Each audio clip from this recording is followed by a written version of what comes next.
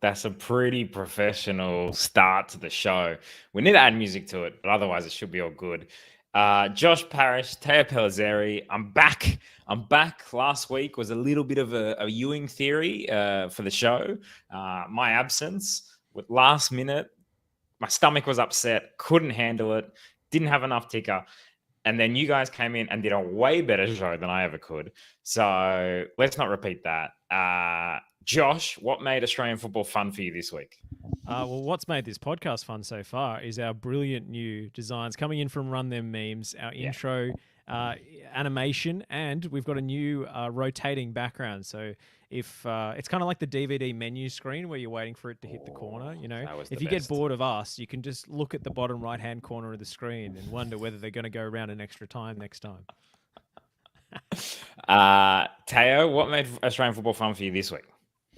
Great question. No, I just think the entire round of A-League had its fun moments throughout. It's been one of those days where you're like, wow, what a week. And then you realize it's only 8 p.m. on Monday. It's Wednesday. 11, it is Wednesday, I reckon. So, no, just the news cycle is fun, particularly today. But, I mean, we had a pretty fun week to lead into it. I do recall texting our little preparation chat on Saturday night saying, a fairly mathsy scoreline here. I believe at the moment Sydney took that 5-0 lead against Adelaide. So, yeah, we sack one coach every week, it seems. All the coaches go into their jobs on a Monday morning thinking it could be their last day in their employment. Since we last recorded, Steve Corica was the one who got his marching orders, and who knows who'll be next. You know what? Too much does happen on like Tuesday morning in Australian football. Because Sydney FC, I think, fired Corica last Tuesday morning. Ufuk came in. The result has happened. We also had the Ange high line, 9 men, Chelsea, Tottenham. We're going to get into all this, but like a lot happened. You were saying it's been a big day. We've already had the Raw women's coach has been fired. The Perth Glory ownership stuff's been going on. The Socceroos are in Melbourne this week. Crazy stuff. But yeah, I guess I don't know really where to start. One thing I kind of thought was interesting and kind of was the biggest, I think, news of the week was Iran Kunda to Bayern Munich. Not really officially announced, but announced in the sense that obviously Fabrizio Romano did a "here we go" tweet, basically claiming that it was a £3 million fee, and then pretty much everyone became transfer fee experts and what's the market value, and if he was Brazilian and named Neymar, wouldn't he have gone for 85 million to Barcelona and all this kind of stuff, and then even to the point where news.com.au did one of the most news.com.au things is which to find a few tweets and then put it in a headline and say why Adelaide United's getting ripped off or something. And it was just people going, I think he's worth more. And it was a weird thing. So, guys, what I wanted to ask you is how much do you think he's worth? And, can we get this into a news.com.au article? It reminded me of there was one year on the Triple J Hottest 100 where this running joke was going on with one guy commenting under every entry as it went out, "You're joking, should have been higher." And I think that was all of soccer Twitter this week. "You're joking, should have been higher." If my name was Aladici kind of thing. I think it's a pretty good fee for a player from the A-League. It's going to be the outgoing transfer record, and there's add-ons on top of that. So to me, it looks like a fairly reasonable deal. We are all assuming that Iran Kunda is going to become this generational talent. We're all hoping anyway, but development's not linear. They're taking a flyer on the guy as well. So, if Australian football and the A-League in particular had a better reputation internationally, then yes, maybe they really could have cashed in and got 10, 12 million for him. But in the current market, I think it's a decent chunk of money. I feel like we've catfished our audience yet again because this was the Make Australian Football Fun Society. Let's talk about economics and inflation rates and football inflation and also exchange rates, because it seems as though, I think that in Australian media, the standard is adjust it to Australian dollars because the number always looks higher. Yeah, But you know what? When I used to work at the World Game, we used to do that all the time. It was good but fun. It was I good think that fun is calling players $100 million players when they were like 48 million pound players. Well, see, this makes me miss sort of the late 90s when players would transfer in Serie A for 190 billion lira, and it turns out that was like 400,000 euros, you know? So, um, but I do think the nuances of the exchange rate. Now, I don't know if this is outing myself as someone who has never dabbled in currency exchanges, but I don't know what's higher out of the US dollar or the euro or the pound, and whether those things change hands or whether they have always had a hierarchy that's been ingrained. And I've seen some people trying to claim that Iran Kunda is transferring for a six-figure sum, so not even over $1 million, and it's the add-ons that tally up. So I think at some point or another, it would be nice if we have disclosure here. I guess the issue is Adelaide's his first professional club. At least if you had a bunch of other clubs he'd play for with their hands out for the knock-on percentages, which are now handled through the FIFA Transfer Clearing Centre. Those percentages, you'd then be able to work out exactly what the over-the-table fee was and the various bonuses and whatever. But I think the bottom line is all the Bayern fan accounts are super excited about it. He has an amazing highlight reel, as we've already discussed. And there is a feeling that he absolutely belongs in the class of youngsters that Bayern are currently compiling to try and get ahead of crazy Premier League money by basically going early on guys. You don't need a big sample size to end up at a big team anymore, because I guess Bayern know that if they let Iran Kunda go somewhere else, instead of paying 6 million Australian for him, they might be paying 190 billion lira for him at some point in the future. Yeah, I don't know. Maybe it was a six-figure sum of Bitcoin or something. So, maybe it is worth even more. Actually, this week I went to Denmark and didn't realize that Denmark doesn't use the euro. And for the first hour I was in Denmark, thought it was the most expensive country in the world because they wanted, I think, like 50 what I thought was euro for a coffee. And I was like, you got to be kidding me. What is this? Airport prices. No, but this reminds me. This reminds me when I went to Euro 2012, and I didn't know that Poland didn't use the euro. They're hosting the Euros. I just assumed they used the euro.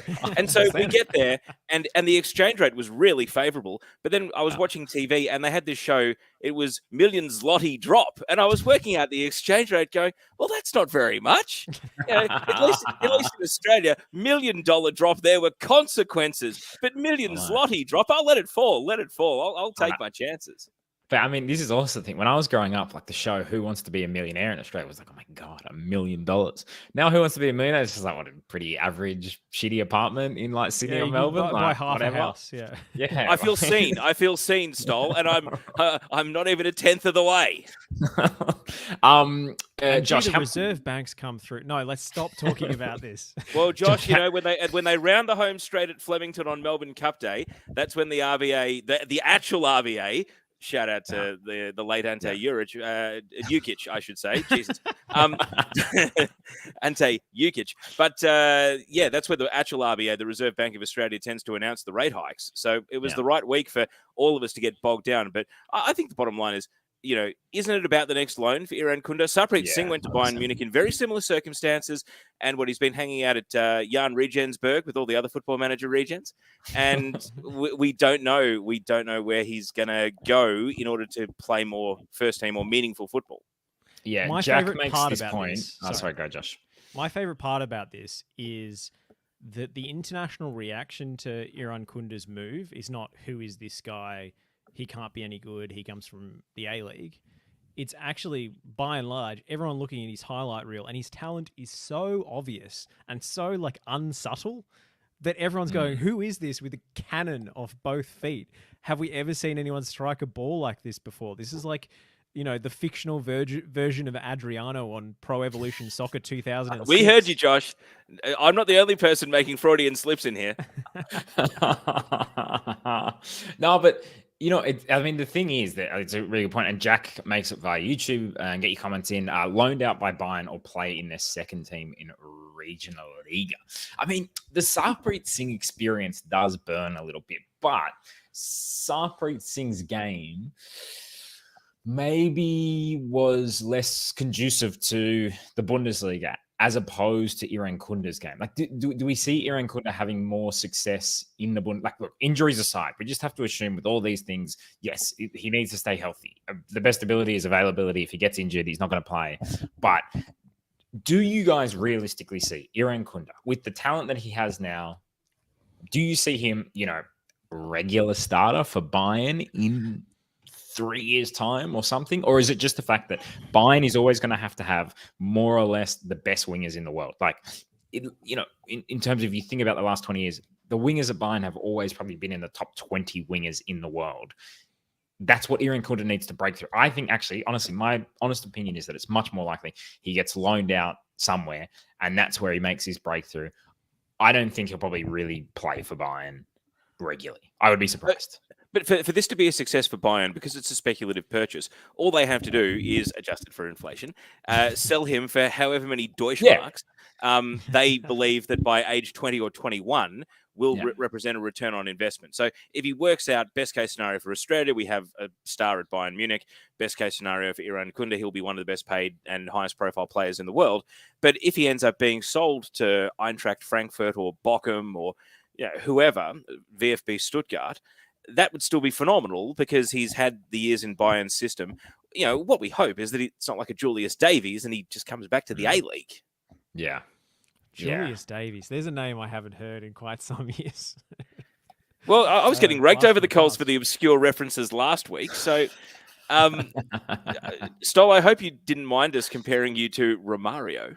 I loved it. I would love to have the career of Romario. Romario just, had a great time here in Barcelona. It has all. Who's your Edmundo? If you're Romario, Stoll, who's your Edmundo? Or do you need to think about that? Yeah, I absolutely need to think about that. I do want to say that we don't have Joe Simon with us this week. He is busy. He's just touched down in Melbourne with the Socceroos, and the drip is off the charts. So good luck against Bangladesh to Joe. Shout Josh, out that is actually, I do believe, Josh, that is actually the photo you ran through the 90s high school yearbook photo last week. And I think Daniel Garb was very quick to point out that that was from Jackson Irvine, actually a 1994 Socceroos kit or 1995 Socceroos kit. So brilliant work. We're rocking the retro kit from Jackson Irvine. The thing about Jackson Irvine as well is, like, every time he comes into camp now, there's more increased pressure on him to wear some kind of cool retro fit. Like, because remember he had the old Viduka Celtic kit for a while, and like it does feel like now this is kind of in the same way NBA players, they have to like wear increasingly weird stuff as they walk to every game and that kind of thing. There does now seem like there's pressure on Jackson Irvine to bring the most retro, like what would be the most obscure shirt? He would like a Footscray Just shirt from 30 years ago or something. A Carlton NSL jersey. Yeah, that's what defunct teams, I think. The real cred is at, like a North Queensland Fury. Get your hands on one of those. Yeah, or maybe just buy a Perth Glory jersey now and then just hope in the future that just a joke. It's all good. It's all Kick good. them while they're down, the Glory. Actually, it's funny because you were in Denmark just last week, Stoll? Yep. So wasn't it the case that... Oh, sorry, you were in Denmark. I did see when the Europa League was on, as I freeze my computer if I've said goodbye to you. No. There was a team at Austria, Vienna, then became Red Bull Salzburg or some nonsense, but they used to be called like Casino Salzburg, but not named after a casino. And it's those defunct teams that like don't exist anymore. I think that's Jackson Irvine's challenge. He has to get a Casino Salzburg shirt and report to Socceroos camp in one of those. Absolutely. All right, let's talk about something else that kind of got everyone talking this week, which is Ange's high line and the fact that he's won Manager of the Month for a third month in a row, the first person ever to win it for the first 3 months that they've been in. I think he might be the first person ever to win it 3 months in a row. I'm not sure if only Guardiola has done it. All right, well, Guardiola's pretty good, as managers go. Like, Good I don't company.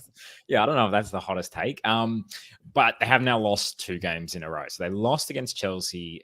They lost against Wolves on the weekend. And actually, look, they were pretty bad against Wolves. Like, Chelsea, whatever, it was a kind of, they started off really well and it was a disaster of a game. They had 2 players sent off. They had injuries. Like, you can understand them crumbling in that moment.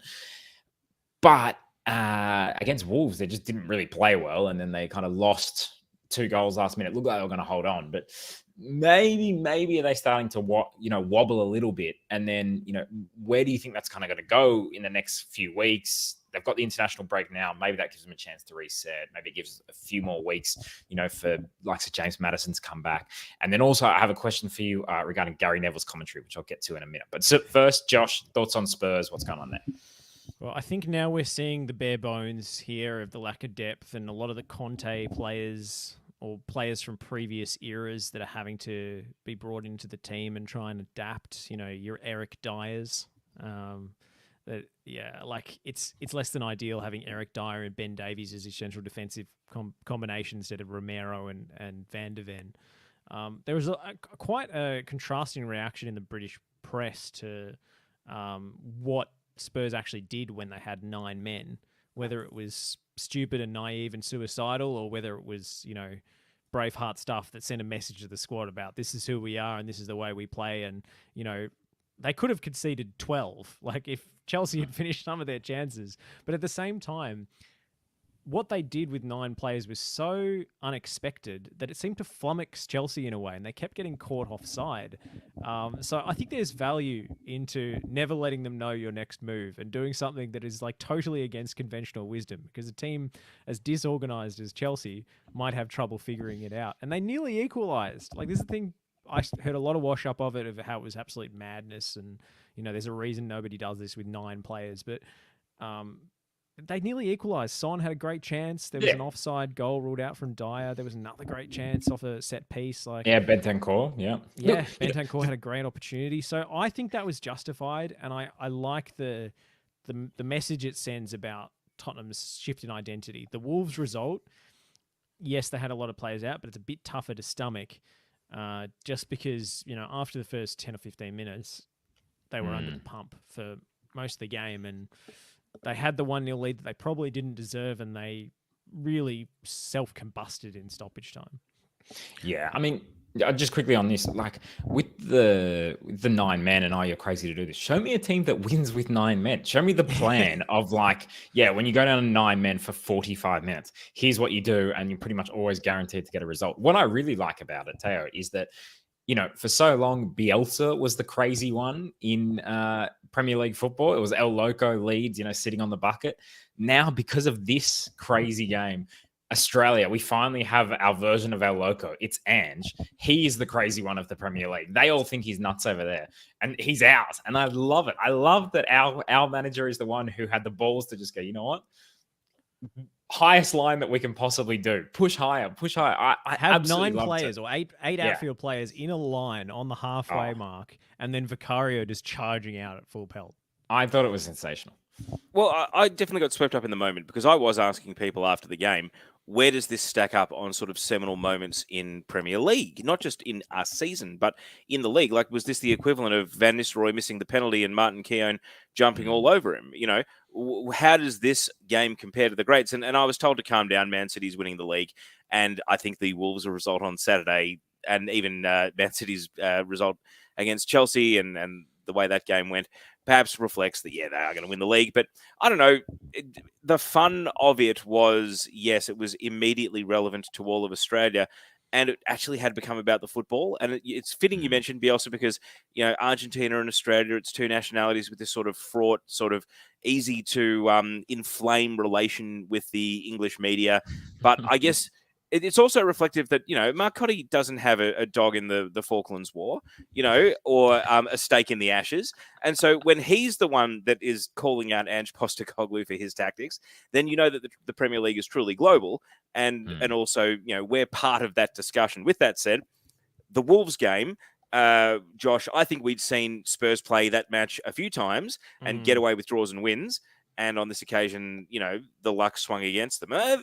Time could have run out on Wolves, but I think these were some of the points that Ange had put in the bank. Now the bank is starting to reclaim them from him. It's almost like they've had this mad night out against Chelsea, where they've come home a bit battered and bruised, but it was glorious. And then like the Wolves game is kind of the morning after, where you're feeling a bit sore and sorry for yourself, and that you're totting up the damage to your bank account, your clothes, whatever it is. I mean, You got Van Spurs der don't have a Ven out. leg to stand on because they're not in Europe, Josh. But Mm. um, are they a little bit unlucky to play Monday night and then early kickoff Saturday, or is it a case where half the league is in a European competition that Spurs have no leg to stand on if they're on a 5-day break? Well, if it had happened to Klopp, he would have bitten a journalist's head off in the pre-match press conference about it. But Ange is a little more convivial. I think the other interesting part of this is how Ange spoke about the refereeing decisions. And yes, it's easy to be magnanimous after decisions have gone against you, but none of them were really unfair. Like, they were both red cards. It definitely was a penalty. None of the decisions were really unjust in any way. But he came out and kind of set a precedent that he now has to follow. Otherwise, he will be branded a hypocrite in that I will never, go out and criticize the referee. And it's come on the heels of Arteta going on that extraordinary rant about how it's all a disgrace and it's a conspiracy. Ange has been branded a hypocrite for, getting a yellow card during the game. That was for leaving his technical area. And I think he was complaining about how long they were actually standing around waiting for the VAR decisions. And that's something he's been consistent on. And, he's a man after my own heart when it comes to VAR. But I really liked what he said. I know it's easy in the circumstances, but I think he won a lot of brownie points for that in the media. Maybe the people who would have otherwise been tanking him for his tactics at least appreciated his character in that moment. I got a question for both of you. Do you think the English media like Ange, or do you think they're reveling in the novelty of an Australian, a little bit like Jesse Marsh or Bob Bradley were reveling in the uniqueness of an American, and they want his head equally as much as they are enjoying the ride? Or do you actually think that the English press is coming around to the idea that Ange Postecoglou is a long-term, multi-year manager of Tottenham? I think some of them like him, but I think a lot of them liked him and then he rose too quickly. They don't like how quickly he was being successful because I think. I'm sorry, but if he didn't rise quickly, he would have been getting sacked anyway because this is Spurs. It's not good enough for an Australian to come in and lead them to 7th, Well, but this is also what I think. I don't think they love the fact that an Australian can just come in here and say, mate, in a few press conferences and just dominate the league. Like, for sure, because they've all spent all their, summers in the UK going on Ashes tours and being like, oh yeah, Australians don't know anything about football, blah, blah, blah. Australia and football, haha, what a weird concept, blah, blah, blah. And then now this Aussie guy's just come in and just be like, mate, your league's not that hard. I don't know why you go with the best league in the world, blah, blah, blah. I mean, you know what I love about Ange is that every time there's this, oh, it's a test, oh, it's a, oh, now he's under pressure, oh, can he handle it? It's like, mate, this guy came through in Australian football. This guy has dealt with more nonsense and bullshit at all these, A-League clubs and the national teams and NSL clubs. Well, you think like he's going to worry about what's going on at Tottenham? Man, Brisbane Roar used to train at like a local park, all right? This guy's got like one of the best training grounds in the world. He's not going to worry about a couple of injuries or something. Oh, how's he going to handle the pressure? The bullshit of Australian football makes you so strong, all right? It is, if you can survive 20 years in Australian football, that's like 1,000 years in every other football, all right? It's crazy what you have to go through to be successful and to get out. So, and man, he can do it all. I'm fully backing him.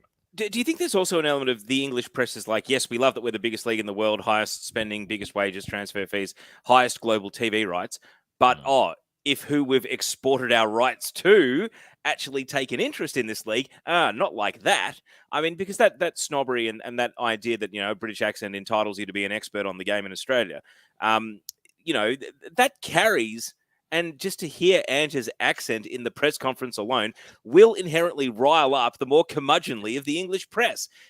How dare, after Australia paid tens of millions of dollars for Premier League rights over multiple decades, do you actually take enough of an interest in this league to come here and show us how it's done? I think they love him at the moment because he's so good for a soundbite. He says something at a press conference that will go viral every single week, and not just here. He's like part-time football coach, part-time motivational speaker, a school of hard knocks kind of. There's always something to come out of a presser, and that's mainly what journalists want. But also, they love to big a guy up and then bring him down when he inevitably fails. And I think the English media are baying for blood at all times. It doesn't really matter who it is. But certainly the novelty is fun at the moment. And I think if we get into sort of January and Spurs are losing games and the injuries have taken their toll, you're going to see the teeth come out in a big way when they get the chance. I don't think he's going to be some exception just because he's a nice guy and he's quotable. Look, comments are coming through. Tell us what made Australian football fun for you this week. Joseph says via YouTube, what made Australian football fun this week? Showing Josh Rawlins Ollie Roos highlights to the FC Utrecht fan shop staff to help him get more game time there. So I think that's great from Joseph, really, really trying to help Australian football along. What I think also is interesting there is how much power the staff at the fan shops seem to have. Maybe I'll go to the Barca fan shop here in Barcelona and just start showing him Ange press conferences and just being like, imagine he was saying amigo at the end of every press conference. Amazing. And they'll be like, yeah, okay, really good. Xavi's under a bit of pressure here. Blake says via YouTube, Spurs. No, mate, Ollie Roos. That's pressure. Joseph also says English press are just frustrated they can't get a good soundbite as Grant Foster could. Yeah, good point. Look, yeah, I don't know. I just think the English press, they still don't really like Guardiola, even though he's been ridiculously successful there, because they don't like people coming in and being like, hey, look, they love to think we're the best league in the world and only we truly can understand this league, even though an English manager has never won a Premier League.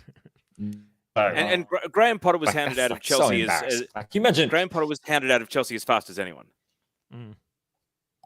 Yeah, exactly. That's right. True. And you know what? They even don't like him because Graham Potter's a bit foreign. You know, he speaks Swedish or whatever. That's where he kind of got his start. And it's a bit like, he's a bit scando. It's a bit weird. No one quite understands it.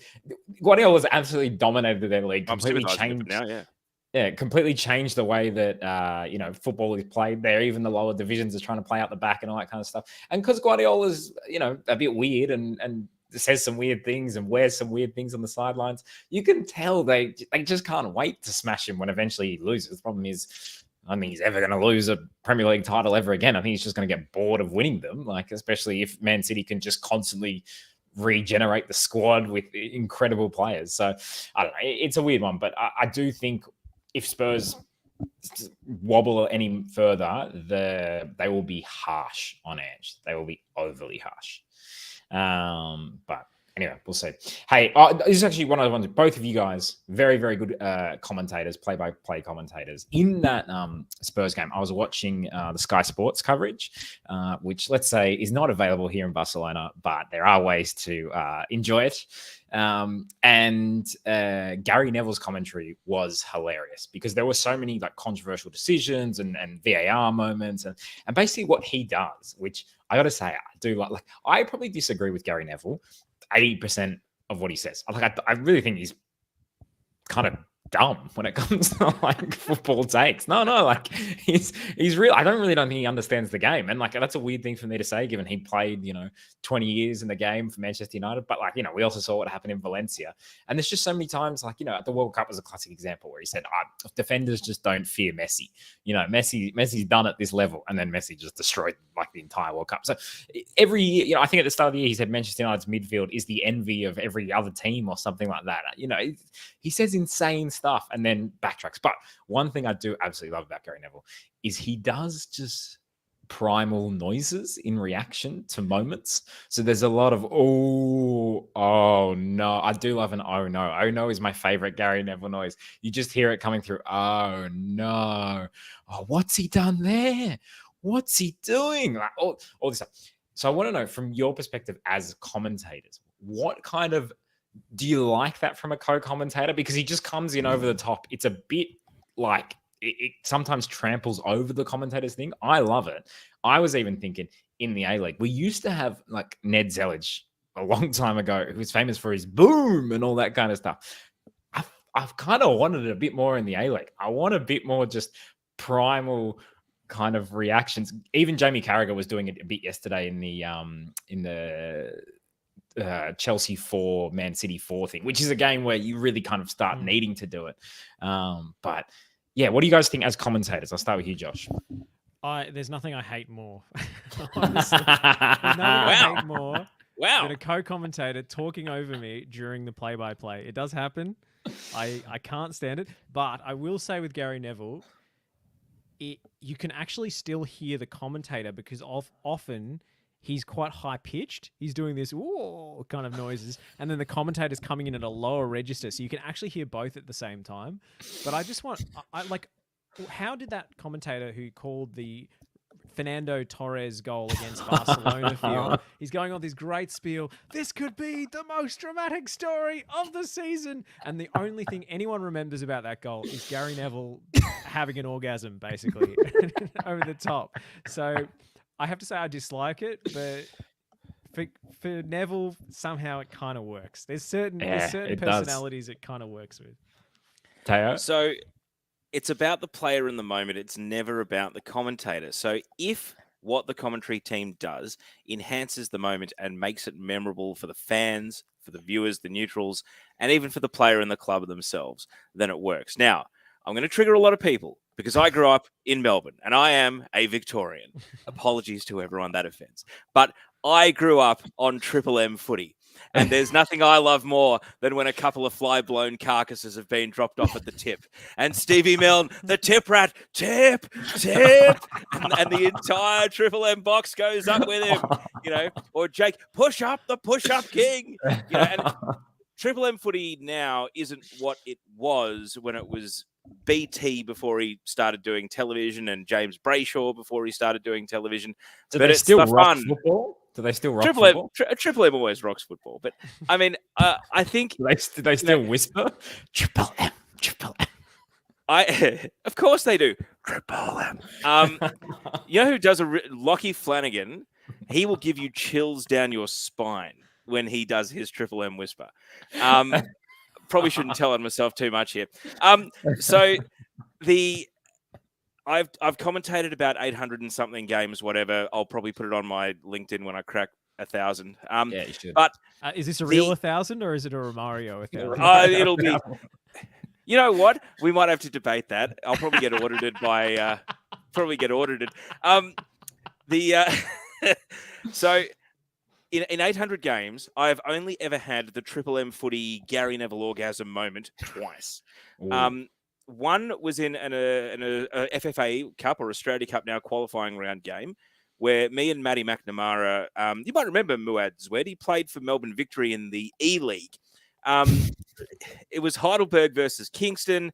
Zwed was playing for Kingston. He loads up a long shot and we just both went up together and it was bloody amazing.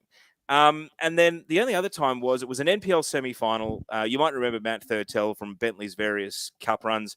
Nick Tolios and I were doing the game. And again, he shoots from outside the area. It's a looping volley over the keeper. And we both just go up in unison and it was magic. Now, if I could find a way to bring some of my A-League men's and women's co-commentators with me organically in that experience, we would do it. But it's, as I've just given you the example, it's happened twice in 800 games.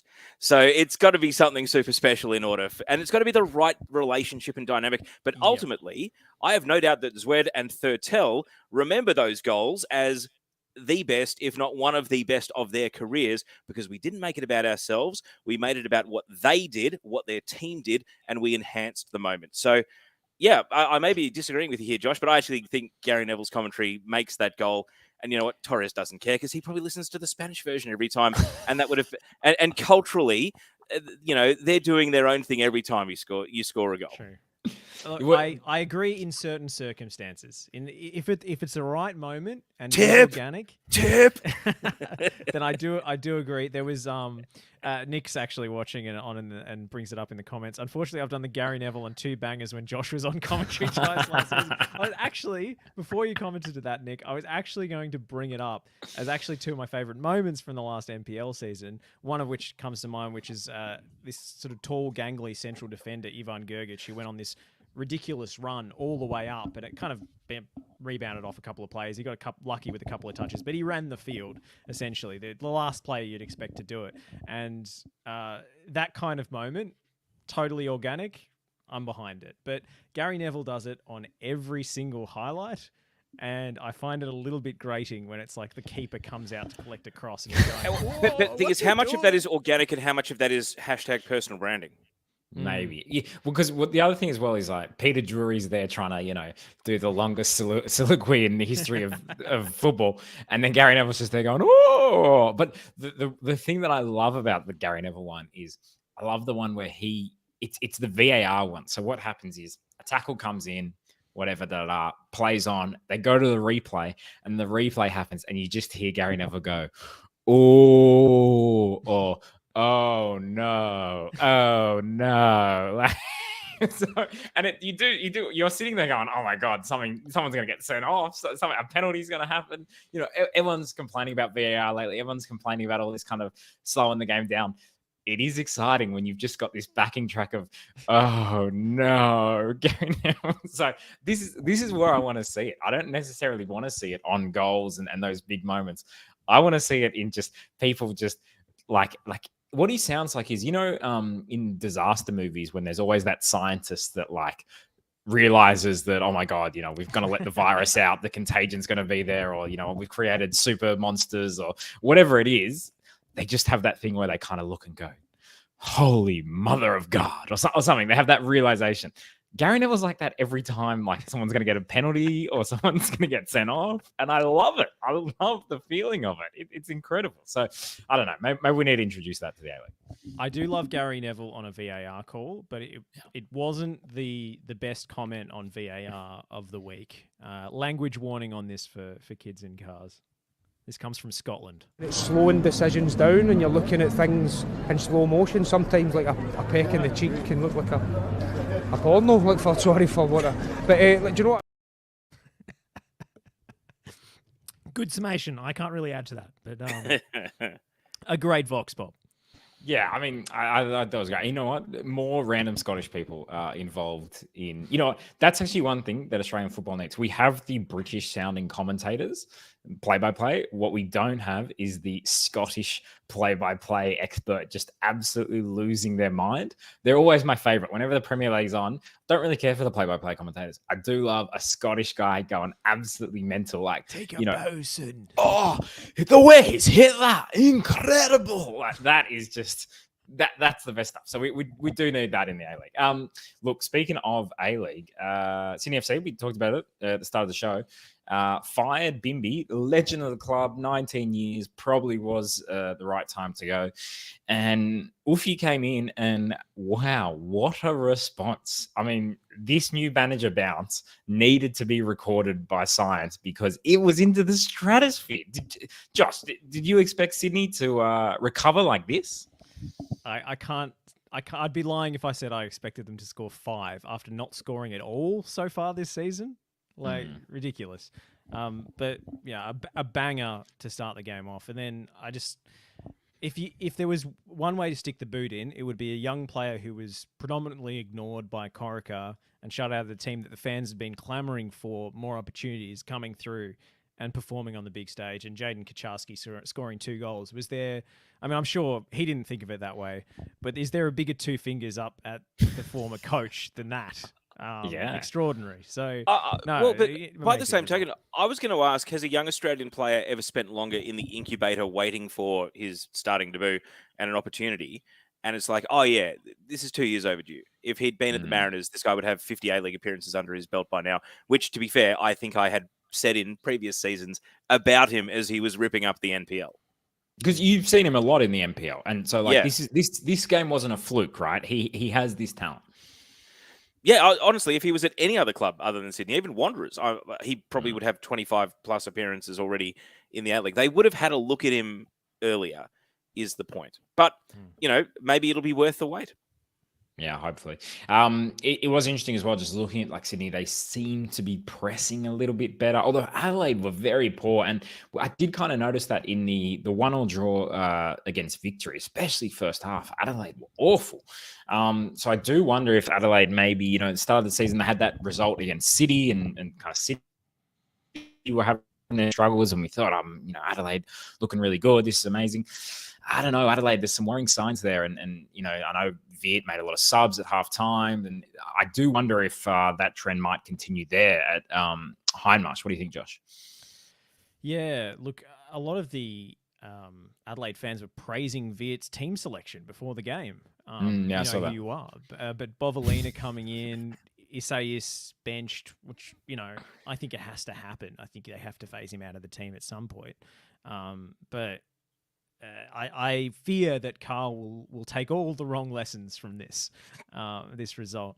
And yeah, he got a little hostile post-match in the interview. They were asking about whether Iran Kunda missing the game, was a big factor. And he was trying to poo-poo that and say, oh, he's 17 or whatever. He's the best player in the team.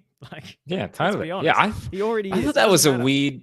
I thought that was look. There's plenty of silly questions in post-match interviews, but that one to me was pretty valid. And then he'd be, "Oh, that's a silly question. He's 17 years old. Okay, so what? So he can't score? Like, what does that mean? Like, it doesn't count? It's such an odd thing to get upset about. But I don't know. Maybe Vit's feeling the pressure, and maybe he's realizing. So we've had Rado Vidicic got the stack. Melbourne City next weekend. Melbourne City won. Sydney FC sacked Corica. Brought in a new manager, Ufi Talay, won. If I'm the manager in the A-League, like Mark Jackson at the Central Coast Mariners, he's got to be getting nervous right now because you want to win a game, sack the coach. This is the easiest. I mean, I can't wait to see Brisbane Royal Women's team next week. That's a guaranteed 3 points there. The way to win over the Euro snob Stoll is to just get the league closer and closer to Serie A in that you sack coaches on such a frequent basis throughout the season. You have to bring back the ones you sacked earlier in the campaign because they're on gardening leave and you're still paying out the contract and you can summon them back for service. So, Rado, don't get too comfortable. Yeah, totally. Oh, it'd be great to see Bimby back. Sydney FC legend returns round 19. Why not? I want every A-League owner to be like Maurizio Zamparini at Palermo. Just crazy. 5 coaches a year. You got to pump up those numbers. Then we really get a look at everybody. Maybe we can get that guy to buy Perth. Let's see. So, look, speaking of the Mariners, defending champions, bottom of the table. The question is, are they tired? How are the vibes? Because there was, speaking of weird interviews, there was an interview at halftime where Andy Bernal, who is head of vibes at the Mariners, I think he has like an official title, but he himself is calling himself the head of vibes, gave a little bit of an interview to suggest that the vibes aren't great because he said, if anyone's tired, they can leave. We don't do tired at this club, which kind of suggests to me, that Barbra Streisand principle of like, don't bring up the thing that you actually like. The Streisand effect style, yes. Yeah. If you don't want to like people to notice something, don't tell people to not notice that thing. Don't think of an elephant. Everyone thinks of an elephant. Yeah, I don't know. But, to be fair to the Mariners, I don't know what you guys have thought, but I've actually thought they've looked all right in patches and they've looked all right in games. The performances haven't been like horrendous. I think other teams have been playing worse than them, for example. But I don't know. I think the Mariners, I'm hoping that they get it together soon. Only for the vibes, but I don't know what you guys think of the Mariners right now. Should they sack the coach? Do you think Mark Jackson needs to go? Well, it's instant results. It's proven so far this season, but I'm not sure we're there yet with Mark Jackson. The weirdest part about Bernal's interview, I thought, was him saying that he couldn't share his thoughts on the refereeing decisions or he'd be cancelled in Australian football. It was too hot for TV, which I want to know what he was going to say because I think everything that's been, everything about referees already been said in the Premier League this season. Like, what was he going to come out with that was so disastrous. I found that very, very odd. But the Mariners, look, they're clearly the AFC Cup has affected them, whether they want to admit it or not. But yeah, I just think a lot of change in the off season. Lost a lot of really, really important players, and the most important figure of all being the coach. In Nick Montgomery. So I think some issues are to be expected. Look, I'm not super surprised to see them struggling early on. Teo, not much to add. No, it was suggested to me that the red card for Angel Torres went down particularly badly. and he may not be long for the Mariners. Oh, he was fun. He was a fun player. Even his red card was fun. He just slapped someone on the back of the head, like he was a dad annoyed at his petulant child or something. Oh man. I hope they stick it out with him too, to be honest, because as much as kind of he may not have shown us his end product just yet, at least he gets into positions where he could whip in across or he could jink in and shoot on a tight angle. So hopefully that is coming once he makes his return from suspension and wins over his teammates and his fans again. Yeah, and also, I mean, the other thing as well is that he's in my fantasy team and he's out, and Iran Kunda's in my fantasy team, and I didn't get a chance because I was in Copenhagen this week, saw the craziest game of my life, Copenhagen Manchester United. I didn't get a chance to fix my team. Max Burgess, who Blake Hampton writes in the key question, will Talaydega get a tune out of Max Burgess? Well, my fantasy team can't get a tune out of him because he's injured at the moment. I think he's going to be injured for a couple more weeks. So right now, my fantasy team is an absolute disaster, and I haven't had a chance to fix it. And Angel Torres is very much a part of the future of my fantasy team. I want to keep him in there, and so I hope he stays around. But yeah, Mariners, odd. Hey, Josh, you were at the Victory Wellington game. Last week we were talking about Victory favourites for the title. Did you get any more of a sense of that? And how was the game overall? How was your experience?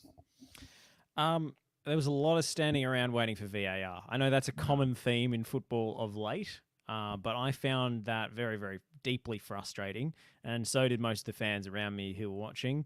The offside call, I didn't know how they drew the lines because one of the lines seemed to be coming from an armpit and the other one seemed to be coming from the outside of a shirt sleeve, so I found that very strange. The fact that Wellington drew 1-1 without taking a shot, they had 0.00 XG. You gotta love it, baby. You gotta love it. Very funny. It is extremely funny, but Victory certainly should have won that game. Do the proper football men and the curmudgeons enjoy that Wellington drew the game with 0.0 XG, or is that a nonsense and somehow an own goal should be a shot on target, or you should get XG for whatever deflects off a defender? I'm genuinely torn as to what the XG haters and the football dinosaurs think should be the right analysis out of that one. I think they say you should expect an own goal to be scored in this league at some stage. Yeah, it's funny when you talk about like the waiting rounds and like how can we solve that? Do you think like maybe if like on the tannoy, if they just on the loudspeaker, if they just played Gary Neville going, "Oh no," to build suspense in the crowd, or is it like remember back in the days in the cricket when it was a bit boring during the cricket, there wasn't much happening, kind of in the middle of a session. They just put trivia down the bottom. Just be like, all right, guys, who was and have some trivia question. Do they put that in the stadium? Just random A-League trivia, involving both teams. Slowly edging towards a kind of American style stadium experience where, the sport is secondary and it's all about the kiss cam and the cheerleaders coming out and crowd participation. Okay, VAR, they go to VAR, right? Immediately, like 20 people come on the field and shoot T-shirt cannons into the crowd. Like, who's now not going to love a VAR stoppage? Like, because I've been to, I can't remember, an NBA game or something where they shot these T-shirt cannons. And, apart from the fact that it killed Maud Flanders in The Simpsons, so much fun for everyone involved. And, like, genuinely, like, I was really hoping to get a T-shirt. Like, it really was an exciting moment. So maybe that is a way for the A-League to deal with VAR stoppages. I don't know if you guys have any other ideas about how to, because it is really annoying when you have to wait around 5 minutes. I mean, in the Copenhagen Manchester United game, we had about 15 to 20 minutes of added time because we had VAR stoppage, because we had an injured player, because we had a fan, I'm pretty sure, had like a heart attack or something or collapsed or something. And they had, it was at one stage, I genuinely thought like, someone's died and the game's going to need to stop. And I don't even know how we're going to sort this out. Like, given I was doing my second Champions League game live producing on site, I was a little bit nervous and an absolutely insane game. But yeah, I don't know. Any ways to spice up the VAR stoppages?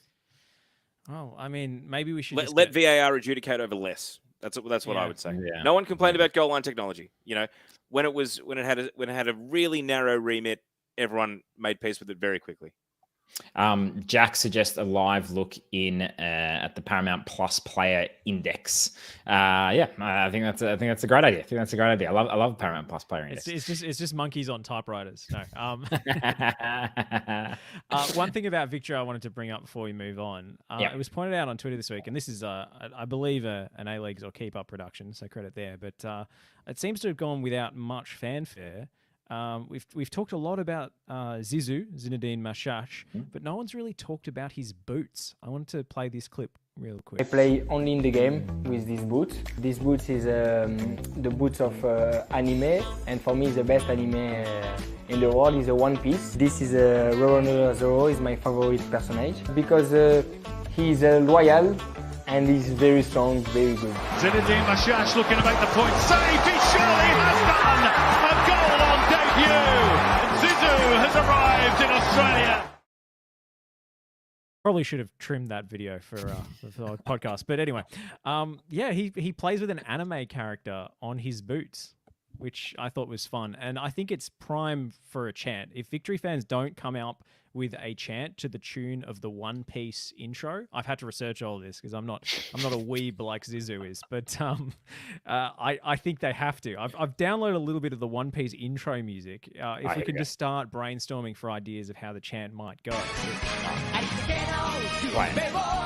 It's in Japanese.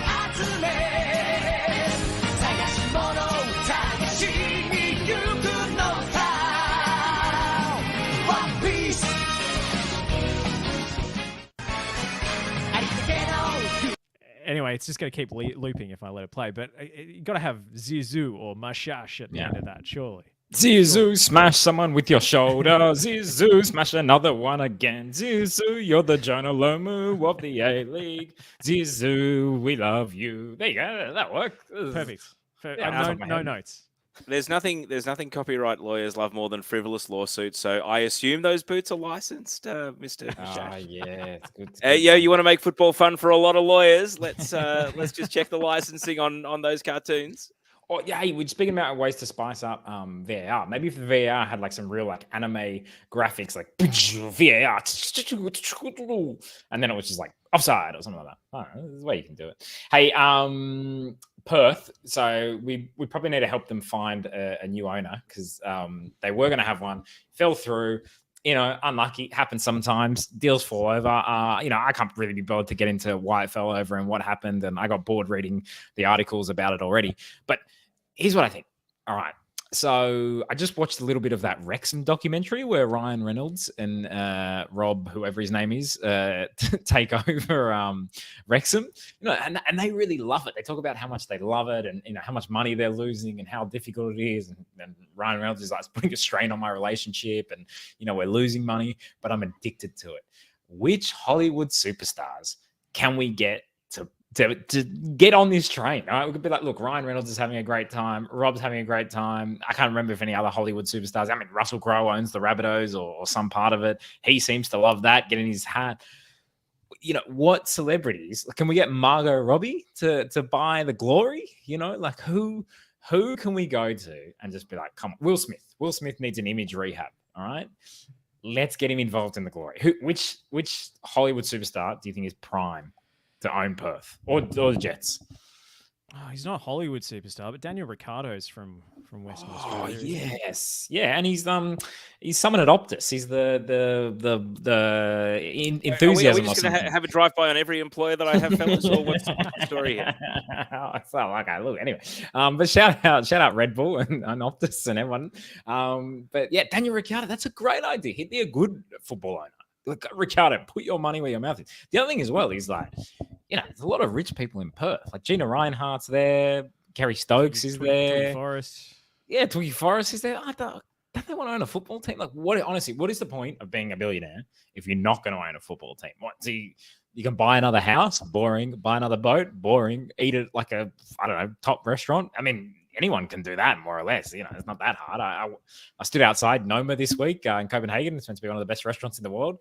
Oddly, very close to like a a pollution factory kind of thing, which I was a bit like, okay, it's a bit odd that a that's pollution factory. That's what they manufacture. It was a factory that was causing pollution. I don't know what was making them, but well, to be honest, it could have just been a giant bakery, and maybe they're making, I don't know, pastries or something, because there was a lot of that going on there. But yeah, I don't know, Teo, any potential Perth owners? I like Daniel Ricciardo. It's a good shout. Again, closer to home rather than Hollywood, Nick. Right now, there is an embattled owner of a Perth sporting team. Mainly because he is from out of Perth, and the West Australians have, ever since he bought that team, revolted against him as not a genuine local. Of course, I refer to the Perth Wildcats in the NBL and their owner, Craig Hutchison. Now, he has been asked numerous times on his podcast, The Sounding Board, about whether he would buy an A-League license, and he currently owns, I believe, 2 basketball teams, one in Australia, one in New Zealand. In fact, maybe 3 basketball teams, one in the WNBL as well, and a netball team, and has argued until he was blue in the face that his organization, Sports Entertainment Network, is done acquiring teams. But if ever you wanted to prove your bona fides to Western Australia and show that you're not just some Victorian blow-in, you are invested in WA, you're there for the long haul, what better way to do it than to add the Perth Glory to the Perth Wildcats? You've got, 2 of the most popular global sports in the world's most isolated city, and you've got the media vehicle to significantly shift the perception and also narrative around both football and the Perth Glory. I think it's a match made in heaven, even though SEN has said we're not buying any more teams for now. This could be an opportunity too good to refuse. So I'm hoping that there might be a U-turn of some sort, and Hutchie can finally realize his destiny as an A-League team owner. You know what? So this is the same Hutchie who used to just be on the Footy Show back in the day, right? The host of the Footy Show, yeah. Yeah, he's like a journalist, right? That's how he started, right? He was just a footy journalist. I mean, to be fair, more than half of the FIFA presidents, Nick Stoll, are former sports journalists. You can rise to amazing places in the game from seemingly humble beginnings. Watch this space. I'm going to try and own some teams. Yee points out in the comments, Nick Cage is in Perth shooting a movie at the moment. And then the follow-up is he's wasted money on plenty of crap in the past. I love it. Nick Cage. Imagine Nick Cage owning the Glory. That would be amazing. They can rename them. They can rename them the Wicker Men, or instead of the Glory Gorilla, they can have the Wicker Man as their mascot. Not the bees. Not the bees. Jack brings the figures. He says he's talking about Hutchie. His company SEN also lost 9.2 million last year. What did Jamie McLaren say? Haters and losers. Haters and losers. No better candidate than Hutchie. No, but it's true. If he's used to losing money, why not get in? Football ownership. This is a great way to do it. No, but here's the thing. Like this is, Tony Sage kept saying, I lost so much money with the Glory and blah, blah, blah. You're like, yeah, mate, that's what you're meant to do. All right. You've made your money from Fugazi, mines or whatever. No one really understands it. You're meant to waste your money on football clubs. All right. What are you going to do? Take it with you to the grave? Who wants to do that? Look, hopefully Perth can find a new owner, but look, that's some great suggestions. We love to come with ideas. We're coming with ideas about how to fix up VAR, coming with ideas about Perth Glory ownership. Daniel Ricciardo is actually the one that I think would be so cool. I think, though, the charm of the Wrexham story is that they are these outsiders who have no idea about the sport or the place, and then they've kind of embedded themselves in the culture. So I feel like we need like an eccentric American to come in, an eccentric American actor, what about like a McConaughey coming in and owning the Glory? Coming in Western Australia, or Bill Simmons coming in. Bill Simmons to buy the Perth Glory, because then he'd start talking about him on the podcast. He'd immediately sign his daughter for the women's team. But, Hang on, Josh. In our phantom lists of prospective A-League women's marquees, I would be lying if I said Zoe Simmons wasn't on them. not necessarily near the top, but definitely at least, squeaking in somewhere in the top 10. So this is, I think, if we get Bill Simmons on, it talks about him on their podcast. Like, imagine all the stuff he'd come up with, trade packages, and I don't know, is Ruben Zadkovic having a moment? Well, and they can sign Udonis Rapinoe. Look, I don't know. I think that'd be a good one. I think, all right, so we'll start. There's a good list. Daniel Ricciardo, Bill Simmons, Hutchie, plenty to go around. Let's see if there's any more in the comments. Jack has made the suggestion, Red Bull Perth. I would love Red Bull to get involved. The only thing is, at one stage they were looking at getting involved, and apparently it was closer than maybe we thought at one stage. I think the biggest problem is these consortium clubs like City Football Group and Red Bull, the Southampton consortium, Newcastle, whatever they may be building. People assume that we can flog them, the teams that no one wants to buy at the bottom of the market, when in fact they want to come in and buy the teams at the top of the market. That's why 777 went for Melbourne Victory. There were plenty of other franchises in need of an owner, but 777 went for Victory because they got the fan base, they got the prestige, the history, and now probably the next piece of the puzzle, which I think they're about to absolutely go crazy on, is the player development and the production line. I think if there's a team that's ready to explode, be it the next Iran Kunda, the next Tilio, Melbourne Victory is the one to watch for the production line of academy players that are going to be going overseas. They are about to go into the stratosphere. Speaking of Red Bull, though, surely the brand synergy. I know you say they don't want to buy from the bottom of the tree, but surely the brand synergy is there for them to buy MacArthur. Surely it's just the MacArthur Red Bulls. No, but Red Bull's whole point is they change the name and they change the history and the heritage of your team overnight. Did we forget about Casino Salzburg, Josh? Ah, yes, he's bought it. He's bought it full circle, right back around. Well, the other thing about MacArthur is that, look, Red Bull, I can tell you, it's popular in Western Sydney. Like that is their market. I'm sure if you were to do where is Red Bull most purchased in Australia, like Western Sydney would be high up there. So, I think they should take over. Let's not also forget. Remember a couple of years ago where there was the rumor that the Mariners were going to be sold to a Chinese consortium, but on the understanding they move into Sydney and only play in red. Again, and this kind of comes back to the Canberra new owners. Everyone is just assuming they're going to be called Canberra United because, of course, they are. Because if I pay $20 million for something, I should have to inherit it exactly as it is and not change the name. But I think that people are in for a rude shock. I mean, I do think that the idea of being married to having a team in Newcastle and having a team in Adelaide has also been a roadblock to getting those teams sold. Not that the Adelaide team's going to move up the road to Gawler or Mount Gambier or wherever. But I do think that if Newcastle could move, they might find it a lot easier to sell the license of the team. That's grim, though. It is grim. Yeah, I don't love. I guess we are in a McFranchise league after all, but that doesn't sit well with me at all. It is reality, though.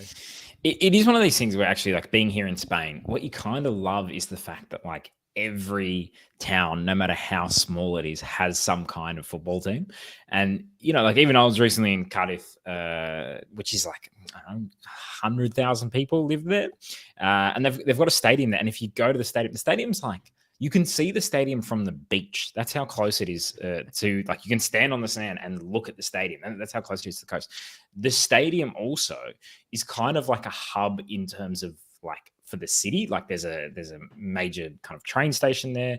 The stadium is above a shopping center, a gym. It's basically, imagine there was a Westfield and then they put a stadium on top of the Westfield. Like, when I was there, I was thinking, I think that ship has sailed for the A-League. I know. We could have had it. What were we doing? Lowy, you were there the whole time. That would have been amazing, Just people spend the whole day there and stuff like that. So anyway, I don't know. It's something to think about in the future. Socceroos in Melbourne this week. Games against Bangladesh. And then we go away, I think it's to Kuwait, to play Palestine. In obviously what is an interesting time to be facing Palestine. Just quickly on the Socceroos in Melbourne this week, what are you guys expecting for the game against Bangladesh? Passion. Yeah. We got to create a siege mentality, as Arnie said. I think against Bangladesh, I wouldn't think that was necessary, but anyway, that's what we do. That's what we do. Yeah. Look, I don't mind the squad. He did explain that this. I've never heard any other manager apart from Graham Arnold talk about this rule that you have to pick squads so far in advance. Apparently, like you have to pick like a pool of players that you select from. And he said he had to do it 2 days after the England game. So none of the A-League players, opening season form has been taken into account. And he said, a few of those players might be feeling hard done by. And he was asked about Bruno Fornaroli and he said, yep, I haven't, he wasn't scoring goals like that at the end of last season, and that long off season hurts these players with the timing of these windows. But is that referring to the AFC long list of 50, which the national teams never disclose anyway? Yeah, that is. So Start disclosing those lists then. I don't know. I would love to know who's in the pool, but he brought up Daniel Arzani unprompted in that answer. He said Arzani too. He's Fornaroli's playing great under Popper. So is Arzani, but I haven't been able to consider these guys. So I know that got a lot of blowback when I put that up on Twitter. I don't think Arzani is as far away from a national team call up as people seem to think. People hate Arzani, and I don't get it. Like, is this because Arzani needs to be for studied? me, honestly, this phenomenon needs to be studied. Arzani for me was the most, like, when he was coming out of City and then he went to the World Cup in 2018, he was the most talented player we had since Kuhl. Like, I was so excited about Arzani. Then, he got injured at Celtic and it was kind of unfortunate. Now he's, had a bit of a rough time at MacArthur, back here, looking good at Victory. But I just don't understand the hate. Like, is that something that we can expect for Iran Kunda in 5 years if he gets a lot of injuries and people are annoyed because he, I don't know, got sent off against Victory all those years ago, and that he should have taken the booze a bit better or whatever everyone was saying last week. So I think it's the BOO''S, just to clarify, if anyone's doing a transcript out there. Any aggregators, don't aggregate that. Kyle, turn off the TikTok camera.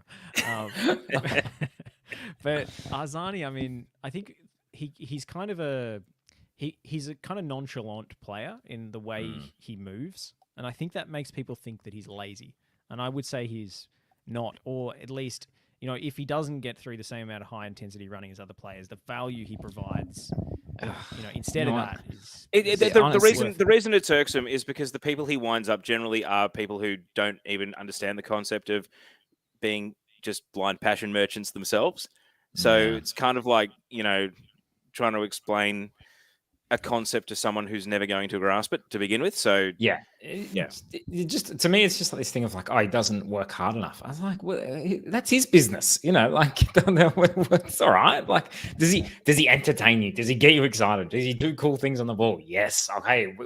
Look, we've had plenty of players in the A-League and in Australian football who worked really hard, and you know what? They were really boring. Good luck to them. Respect to them. But my God, have I been bored out of my mind watching some real people put in a shift. Oh, we put in a shift. But it's also, good on you. If you were to quote GPS numbers to those same people, they'd say, "Oh, that's a nonsense statistic. I don't want to know that." My eye test and perception of whether someone is working hard is the truth that I choose to believe in, rather than whether or not someone actually did work hard. Yeah, totally. And you know what? Even that you think of, like, I saw this interview this week with Messi and Zidane, and like Messi and Zidane, I mean, when they didn't have the ball, they barely moved their whole careers. Just walking around, waiting, just look, give me the ball, let me do something cool, and they did. And you know what? Hopefully, Arzani can do that as well. It's going to be interesting as well as to see the turnout in Melbourne. Obviously, the incredible turnout for all those live sites in Melbourne for the World Cup. It's the first game, I believe, the Socceroos have had back in Melbourne since then. So where's the game being played? At Amy Park. Right? So it'll be a good atmosphere, sold out, presumably. I'm looking forward to it. I don't know whether it's sold out or not, but I'm looking forward to it. Hopefully there's a big turnout midweek game, but there's a bit of a Bangladeshi community in Melbourne as well, right? Yeah. And away fans. The last time the Socceroos played in Melbourne, I believe, was at Vietnam qualifier. And it was a sensational night. Rogic went off. Yeah. The whole place was mad. It was terrible weather, but it was still a full house. Yes, it's a long time ago when Rogic is involved. Yeah. Well, that was his last big moment for the national team. That was sort of his swan song, as it turned out, which is a shame. But he never put in enough effort. That was the problem with him. It's too lazy. It was just that most creative player for about 5 years. But he got the same. He copped the same nonsense. He copped the same criticism. Anyway, people are annoying. What can you do? Gentlemen, thank you so much for your time this week, Josh, Teo. Any final things to sign off with? Yeah, Josh, please. Well, I think this is a fitting way to sign off. This was a title deciding match in Peru that I wanted to bring to your attention. So this team has just won the league away at the ground of their arch rivals. And this was the response from the home side. It's a short clip. I'll just roll it for you now. Vamos a ver, señoras y señores. La toma Ordóñez. Final. Acabó el partido. Turn the lights out. Turn the lights out straight away. Just full on blackout. I rate it. You know what? If you lose a game in the A League, turn the lights out straight away. Save on electricity. All right. So immediately, just you don't get the 3 points, boom. And then if you do get the 3 points, full light show, go crazy. And I mean, also, look, Dandenong Thunder did it first and arguably better, but you know, I love the level of pettiness. You're not celebrating here. You know, it was lights down, go home. the problem is if you turn the lights out, then fans actually do have a legitimate use for flares. So that could be a problem in the A League. Fans will be like, "Yep, great, got the flare, rip it out." So anyway, It's actually a gentlemen, legitimate safety reason. Teo, one more. Yeah. Watch out for the next great Australian coach. I mentioned the licensing lawyers for Zinedine Mashash. Well, they've been hard at work in Japan, fittingly, because in the latest version of Football Manager, due to the licensing not being 100% over the line yet, Yokohama F. Marinos are coached by a gentleman by the name of Cameron Schofield. So Football Manager has a long and famous history of if they can't get the rights to people, Oliver Kahn, for some stupid reason, has been known as Jens Musterman for the last 10 years. And they've also had to rename teams. And when you download Football Manager, you have to go and delete all of these files in the system. They give you the game with all of the copyright stuff. Juventus are known as Zebre, and Napoli are known as Parthenon or whatever. And you have to go and actually, take out files and install patches to fix everything up. But for whatever reason, Kevin Muscat is known as Cameron Schofield. So if that's your name, you might be the next great Australian coach. Congratulations. All right. Look, thanks for success. Have a good week. We'll see you next week. And best of luck to everyone, especially Cameron Schofield.